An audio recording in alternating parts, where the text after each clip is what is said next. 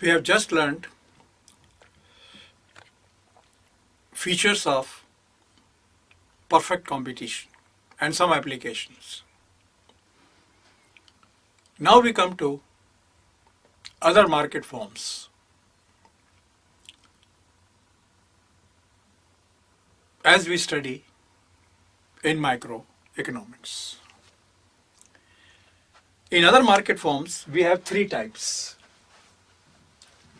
One, monopoly. Second,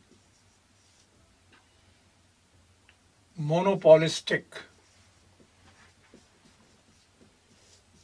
competition.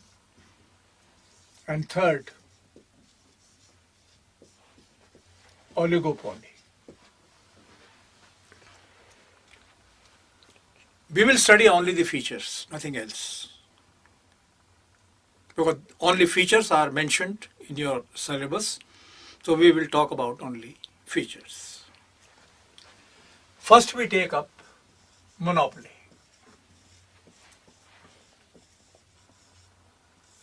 As far as meaning goes, monopoly means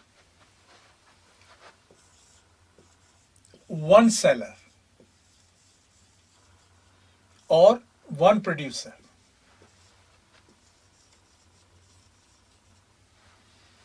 of a product having no close substitutes. One seller or one producer of a good having no substitutes, no close substitutes. There are three features of monopoly.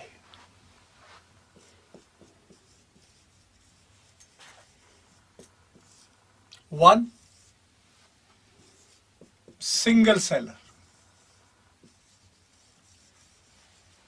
or firm, single producer. A single producer of a good. What is the implication of this? अगर किसी चीज का बनाने वाला एक ही हो, naturally, he can exercise a substantial influence over the market. I am using the word substantial and not total. There is a misconception that a monopolist can charge any price he like. No.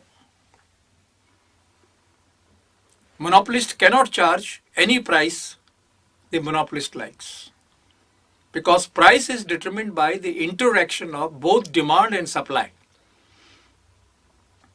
Monopolist only controls supply. Demand is controlled by the buyers. And price is determined by the interactions of both demand and supply. दोनों के interaction से ये कीमत जो है वो तय होती है. So what is the implication of being a single buyer? Being a single buyer, if he raises the supply in the market, he can bring down the price. If he lowers the supply, he can bring up the price in the market. It is unlike perfect competition.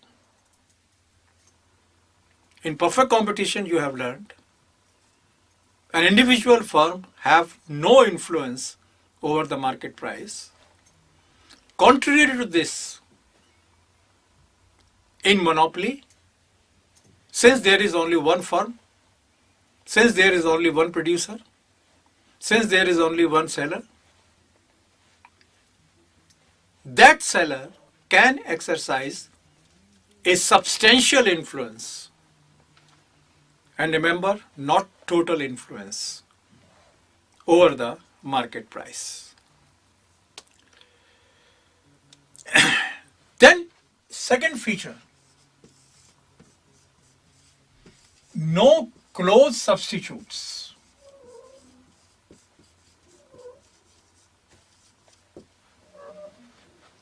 You understand substitute, but what is the meaning of close?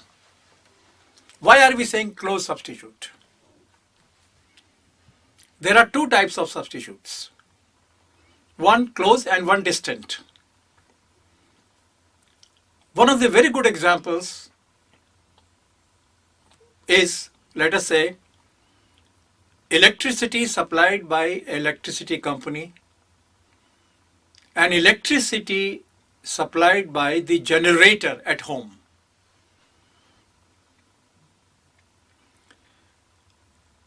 Electricity supplied by the generator should compete. Electricity supplied by the electricity company, but electricity supplied by the generator is a distant substitute.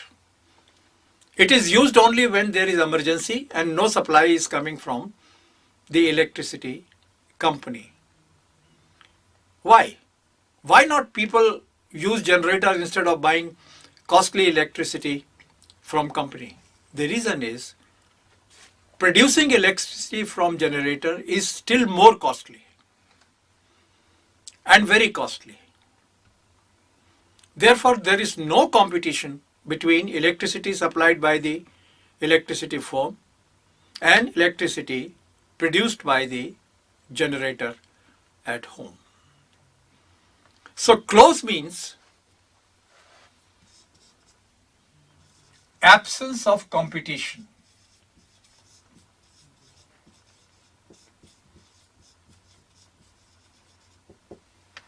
There may be substitutes, but substitutes are so far away, so distant, that they do not offer any competition to the given commodity.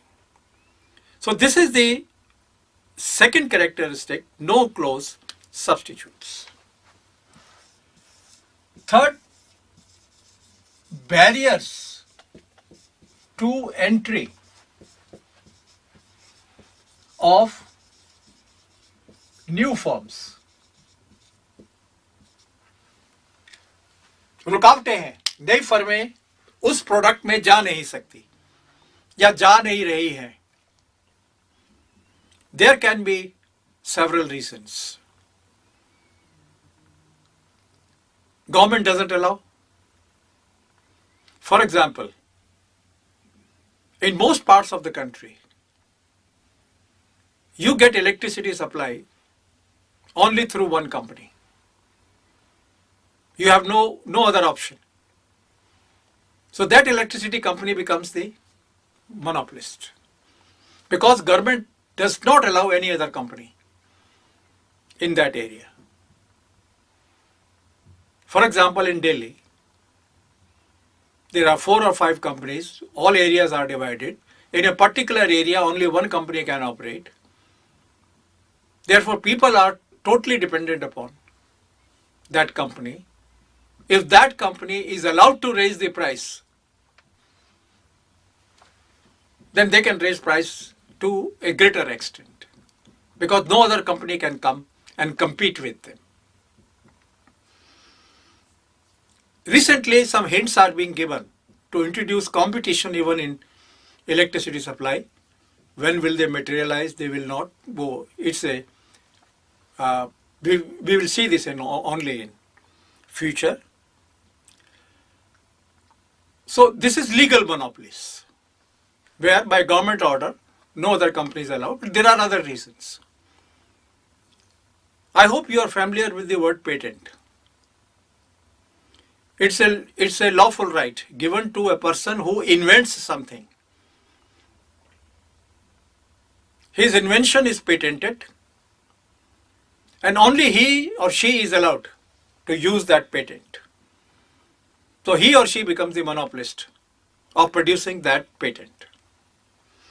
Good.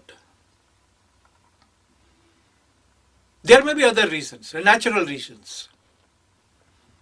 Setting up a new company requires huge amount of capital.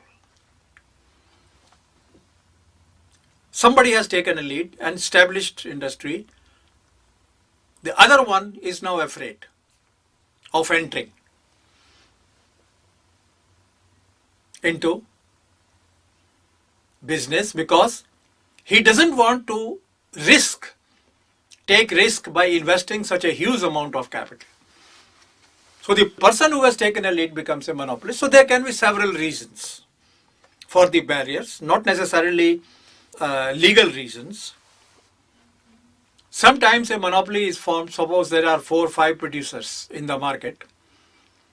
They form an association and make a monopoly. We call this monopoly a cartel. CARTEL. We call this as a cartel. We will study something about this in oligopoly. So these are the 3 features. Since there are no close substitutes, once again, the producer exercises substantial influence over the market price. Since there are barriers to entry, producers exercise a lot of control over the supply, and he can manipulate the prices. So all the 3 features come to one thing. A producer can manipulate the market through increasing supply, through reducing supply. But one thing is clear, if he wants to sell more, he will have to reduce the price to attract customers. If he wants to sell less, he can charge a higher price. Anyway, we'll talk about this a little later when we come to the AR curves and MR curves under perfect competition. The second form, among others, is monopolistic competition.